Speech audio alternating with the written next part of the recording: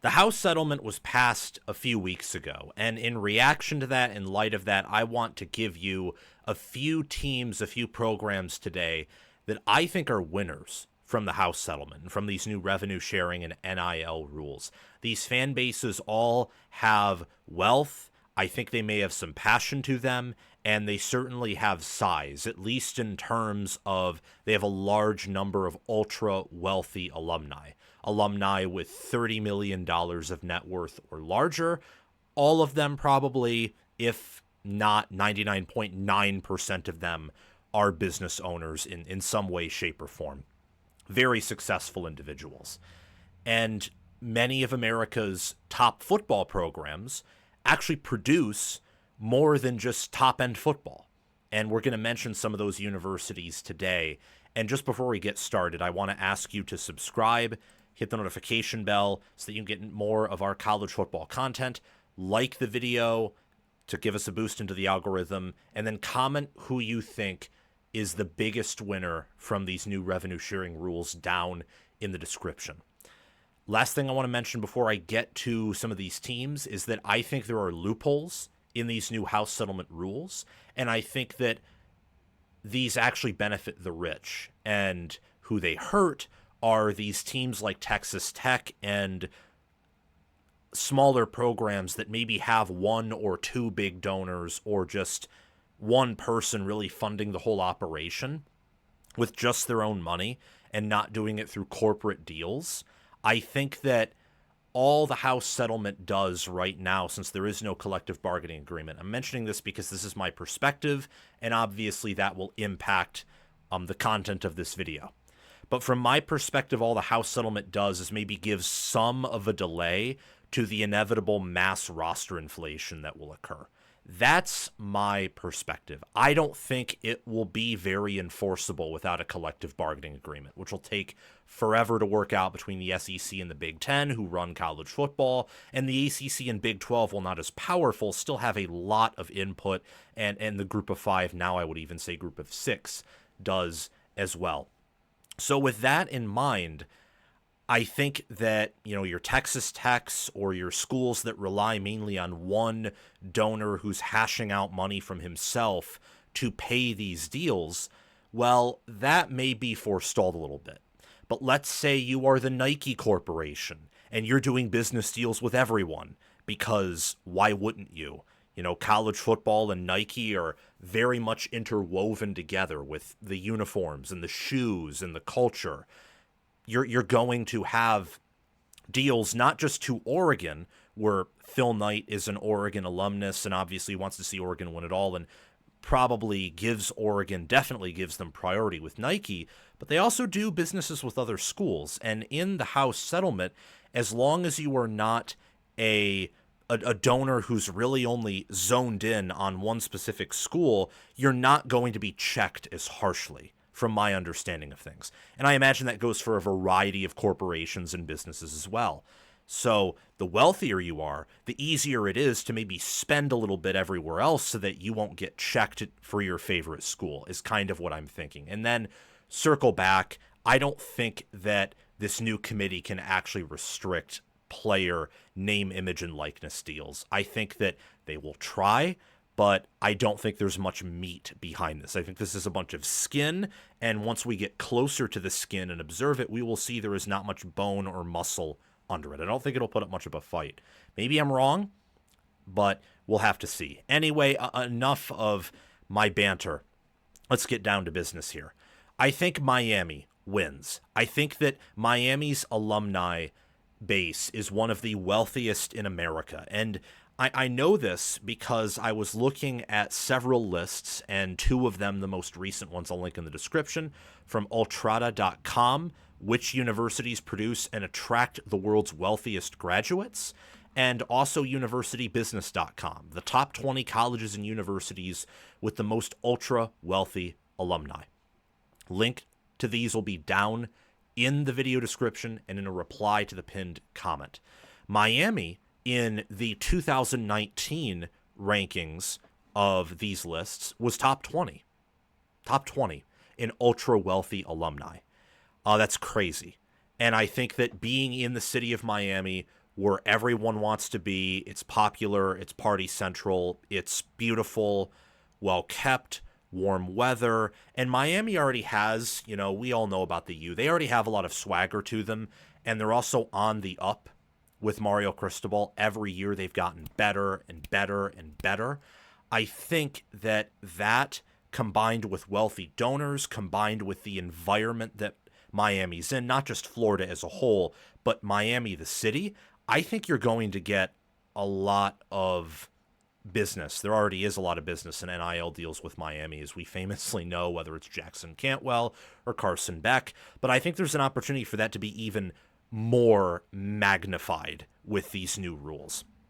Okay, next is Michigan. Michigan, I didn't know this. I suspected this was the case. But you look at the top 20 U.S. universities by the estimated total number of ultra-wealthy alumni, which again is people who earn in excess of 30 million, or not earn, but whose net worth is in excess of $30 million. Identified and confirmed ultra-wealthy alumni. For Harvard's 18,000. Well, it's 2,750 for identified, but estimating it all, 18,000 for Harvard, about 9,000 for Penn, 8,000 for Stanford, 6,000 about for New York and Columbia. We'll get to Northwestern, actually, in this video, because they're at 5,000 here. Yale's around 4,000. MIT and Chicago are 4,000. Same with Cal Berkeley. USC, just under 4,000. Texas at Austin is about 3,500. Michigan's 14th, as of this study from, I believe it's 2015. It's from 2025. My apologies. It's from this year. Top 15 in estimated ultra-wealthy alumni. And they're actually ahead of Princeton when it comes to identified ultra-wealthy alumni and ahead of USC. Michigan has a ton of money. Currently the second richest man in the world, in Larry Ellison, is a donor to Michigan, head of the Oracle Corporation, or Oracle Business. I don't know much about Larry Ellison other than he's an innovator, probably a genius, second richest man in the world, and he's donated Michigan football and basketball before. And Michigan being in the Detroit area, in Ann Arbor, it's the biggest sports thing in Michigan that they're known for, other than maybe the Lions, and the Lions have stunk recently. So like what Michigan's known for sports-wise is Michigan football, Michigan State basketball, and the Lions. I think that plus the alumni base Michigan has and how they've been clearly engaged on the NIL front ever since Jim Harbaugh left makes them a winner here. You look at Northwestern, I just brought up how they have a lot of ultra-wealthy alumni. They're in the top 6. It's estimated they have 4,700 ultra-wealthy alumni. And the reason I bring up Northwestern as a winner, I considered leaving them off because I don't know how passionate their base is at winning football games. But at the same time, they had $400 million, Northwestern did, donated to them to build a new stadium. I can imagine a lot of this can go to paying players and giving players NIL deals. And they're in Chicago. They're in one of the largest cities of America. And Illinois, who's been their more successful rival recently, they're in Champaign. And Northwestern, when you look at the Big Ten, has the most ultra-wealthy alumni in terms of quantity. I don't know in terms of total net worth, because Ellison's worth over $100 billion, for example, and all you need to be to classify as an ultra-wealthy alumnus is 30 million or more, and that's a huge difference. A billion's way more than 1 million, even though it sounds like they might be closer. They're not. But still, I think that Northwestern, obviously successful university, there's no doubt about that. Can they maybe parlay that with these new rules into being a more successful football team? That would be pretty exciting. That would be very, very exciting. They fielded some okay basketball programs. They fielded some good football programs even football teams in the past under Pat Fitzgerald, but really ever since 2020, they have not fielded a great, good, even team. The 2023 team just won 8 games, but many of them were close games. I'd love to see Northwestern make investments in football beyond just stadium renovations, which is good. It was needed. Will create a better environment for sure, but I'd love to see more fans show up and also Northwestern getting some big-time players. That would be pretty interesting. And I honestly think in part that to a certain degree they'll get at least better there from here on out. Notre Dame wins. Notre Dame's base is very wealthy. You look at this exact same list, Notre Dame is tied at 17th with an estimated 3,000 alumni who are worth $30 million or more dollars. You look at this list from, 2022, September 19th of 2022. Again, this is linked in the description, universitybusiness.com. And Notre Dame is ranked 16th with about 2,804. And we've seen this already. I think we've already seen Notre Dame win in the NIL era. I mean, look at what they're doing on the recruiting trail right now. Freeman's a better recruiter. I discussed this in a video that will actually be linked right now in the top right corner of your screen. Freeman's better than Kelly, especially on the recruiting trail, and especially at getting players to buy in, which isn't just college. It's getting high schoolers to go to your program, to enroll and commit themselves to you. Freeman is elite at that. It's one of his best qualities, along with, I think, humility. But they also have money that I think has recently emerged in their favor. I remember Freeman after 2022 was trying to hire Andy Ludwig to be Notre Dame's offensive coordinator, and Notre Dame just wasn't going to pay up. And it wasn't like the current Jim Knowles contract, which is over $3 million per year at Penn State, or even a Matt Patricia or Wink Martindale level DC contract. It probably wasn't even the salary that Mike Denbrock was paid after 2023. And Notre Dame just wasn't going to pony up the money. And now they're getting 5 stars. They have only 1 3-star and I think 18 4-stars in their 2026 recruiting class. That'll happen when you go 10-3, nearly beat an Ohio State team who, if they beat Michigan 23, would have won it all. It's what happens when you go 14-2 and play for a national championship and make a comeback and show that your players, well, they respect you. They're going to try hard. They didn't win, but they fought. They didn't give up. And they beat Georgia. They beat Penn State. They crushed Indiana. They won 11 regular season games, and 10 of those came after the disastrous NIU loss. I think there's a lot of buy-in with Notre Dame. And Notre Dame's a proud football program, too. So a lot of these ultra-wealthy alumni, they definitely respect and probably watched a ton of Notre Dame football while there, or at least they were somewhat engaged because Notre Dame's a blue blood. So it's an engaged, passionate alumni base.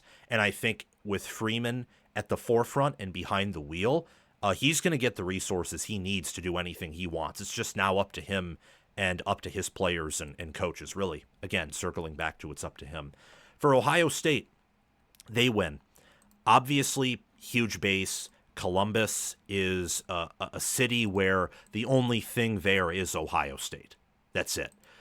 They did not make any of these lists for ultra-wealthy alumni, and I don't know if they're just off the board or if they're significantly behind. They're somewhere in there. They're not in the top 20, though. But they have one of the best NIL collectives. It was ranked the best NIL collective, in fact, I think, for the 2024 season. Ross Bork is a wonderful athletic director when it comes to fundraising. We've seen what he did at Texas A&M, what he's doing at Ohio State right now. I think that they're a winner from this, ultimately. It's not like their alumni base is poor. That's far from the truth. It's just not quite top 20. But then their passion is perhaps second to none. It's certainly up there. Still very wealthy. And unlike a lot of these schools I'm talking about here, where they have competition within their state or competition close to their city, Columbus is a decent bit away from Cincinnati and Cleveland. It's kind of in its own universe. kind of in its own area. They could have a professional football team there. I don't know if it'd be successful, but I could imagine they could have one there with how involved in football Ohio is. But Columbus just belongs to Ohio State, and there's a lot of people there, and businesses awaiting the opportunity to engage with Ohio State players. So I think they're a winner. I look at Oregon. Oregon didn't make the list, but Nike is a big corporation, a wealthy corporation, and I don't think they're going away anytime soon. So, big corporation, Oregon being a member of the Big Ten, and I believe an AAU school, so they fulfill the Big Ten's academic requirements. The only Big Ten school that isn't a member of the AAU is Nebraska, and they were when they joined. I think that Oregon having Phil Knight is helpful. I think that Nike being a corporation is helpful, and I imagine it similar to Ohio State, probably not to the same degree because I think Ohio State's a larger university, just intuitively. Correct me if I'm wrong, but I don't imagine Oregon's alumni base, even minus Phil Knight, is poor.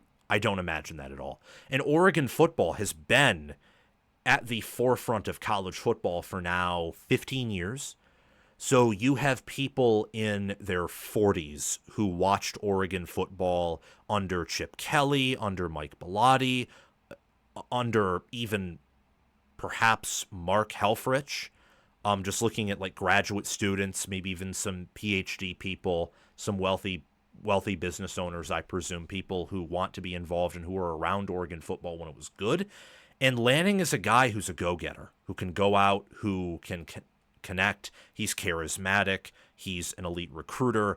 I mean, there's a lot of juice behind Oregon. Nationally, ever since that Rose Bowl, and I hate bringing it up, but I have to because they're literally after that Rose Bowl, there's been no juice nationally about Oregon.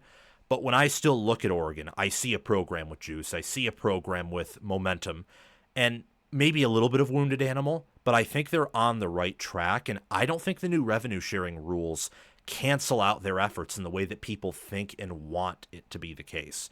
Oregon, and especially their main donor, Phil Knight, and then Nike, because of how Nike operates and because it's a business that does deals with multiple other athletes and schools, I don't think they're going to get harshly checked. And I think that they will find workarounds. And I also think, again, to reiterate my sentiments from earlier, this house settlement stuff I don't think is going to work without a collective bargaining agreement. I just don't. And Oregon and money is not the only reason they recruit well. I mean, these coaches at Oregon are elite. They have one of the best staffs in the Big Ten and in the nation. Again, this is a segment about the new rules, but anyway, just wanted to mention that. Penn State's a winner. Penn State, you are in Pennsylvania.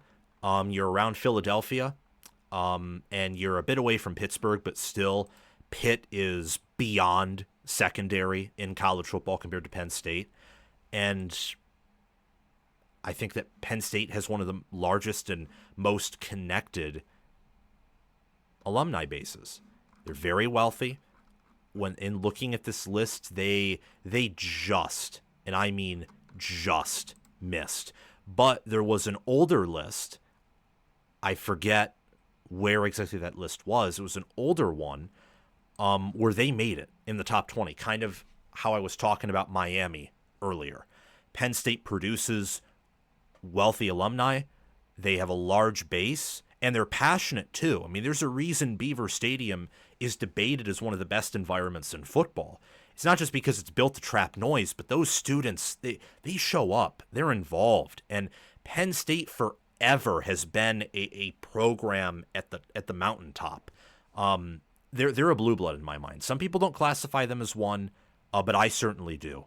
I really, really, really do. They kind of lack the national championships and conference championships, but hey, Notre Dame they don't have conference championships, and Penn State just got started later than Notre Dame did. I mean, they have been successful ever since Joe Paterno got there. They have been successful with occasionally some dips under Paterno, under Franklin post-sanctions, and under Franklin in the weird COVID year in 2021, but nonetheless, they've been a successful program. I think they're a winner here. And this is especially the case, much like Ohio State, where they have an AD in Bjork who is wonderful at getting fundraising done. I think Pat Kraft is a go-getter. I think Pat Kraft is a very underrated athletic director currently who wants to see Penn State win a title, and kind of, he comes across to me as someone who kind of wants to pound his chest and say, yeah, I helped win Penn State their first national championship in the 21st century. Texas, I think Texas is the biggest winner here, because who else except for Texas A&M is going to dominate in the state? And A&M's not a blue blood like Texas. A&M's alumni, by the way, when looking at wealth, is not close to Texas's. It isn't. Now, A&M and Texas are protected by the fact that they are rivals, and A&M also has a wealthy alumni base. I don't think it's quite Texas level, but they're still pretty wealthy, and kids grow up in Texas thinking, I'm going to go to A&M or I'm going to go to Texas. And they make the decision. They make the decision that way. It's like how it's not quite this way because Michigan and Michigan State isn't the same rivalry as Texas and Texas A&M, and Michigan and Michigan State are further separated in terms of program caliber, especially recently compared to MSU and Michigan. But there are people who grow up in Michigan, Michigan State fans and Michigan fans. Or think about it this way, more so. The Michigan-Ohio State divide. Grow up an Ohio State fan. Unless Ohio State doesn't offer you, or they prioritize several people ahead of you, you're probably going to go there, even if, Michigan offers you maybe a little bit more money or is really pushing for you. And it's the same thing vice versa. The Texas and A&M rivalry is not as big of a rivalry as the game. The game's the biggest rivalry in football. It's not really close, but it's in that next tier down. The Lone Star Showdown is. And when I look at Texas here, they are ahead, according to universitybusiness.com, in terms of ultra-wealthy alumni. They are ahead of Michigan, Notre Dame.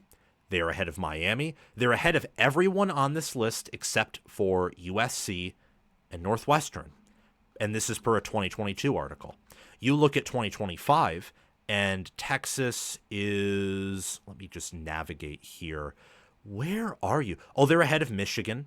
They're ahead of Notre Dame. And they are behind Southern Cal, Northwestern. Yup. And these are among the schools listed in the video. Texas's wealthy base is among the wealthiest bases out of all the high-end alumni, engaged alumni bases in football. They are. That's why their recruiting is good. That's why they're able to, bring Lamborghinis into the stadium. They have the combination of the South and how the South, has a lot of these local dealerships and businesses that are really invested in football. Not to the same degree as the Deep South, but Texas has some of that. And then more importantly, they have these massive donors that are highly involved. They have a large student body. And Texas is one massive state. It's a booming state economically. It's a state people want to go to, that they're moving to. I think Texas, it's much like with Oregon, but even to a more extreme. I think Texas is the biggest winner of these new rules. And I think they do some things, but ultimately for a base like Texas that is so wealthy, that owns several businesses, I think this actually just opens the door wider for Texas in the world of NIL revenue sharing and being able to pay players to win championships. And last but not least, certainly not least, we have USC. USC, this shouldn't be a surprise at all. I think that their recent developments in NIL show they are one of the wealthiest alumni bases in America. 3,900 per the 2025 study, ultra wealthy alumni. That is only behind Northwestern out of all the schools we talked about, and of all schools that have football programs, they are only behind, and by football programs I mean Division I FBS. They are only behind University of California, Berkeley. That's it. Northwestern, and that's it. Oh, Stanford too. But I don't think Cal, Berkeley, and Stanford's ultra wealthy alumni are not going to, I don't think they're going to be as involved as USC's will be. because the difference in football programs and the fact that USC's a blue blood, they pride themselves in having a good football program. Those other schools, I don't think so to the same degree. Again, it's a combination of wealth and passion. There are wealthy bases that I didn't put up here because I don't know if they have the passion to use their wealth to their advantage, to their school's advantage. That's all I have to say in this video. Thank you so much for watching. Have a great day. Make sure to subscribe, like the video, and comment, and I hope you enjoyed it.